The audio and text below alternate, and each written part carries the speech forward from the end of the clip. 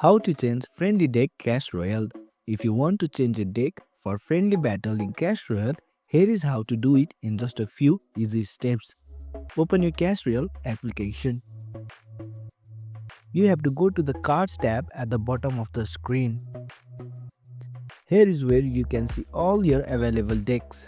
You can choose an existing deck or create a new one by tapping on an empty deck slots. Drag and drop cards you want for your friendly deck battle. Once your deck is ready, make sure it is selected as your active deck.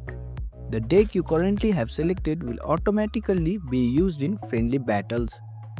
Then, go to your clan or friendly battle menu, start a match and select your deck will be used. And that's it. Customize your friendly battle deck and start playing with your friends. Thanks for watching. If you found this helpful, give it a thumbs up and consider subscribing for more tutorials.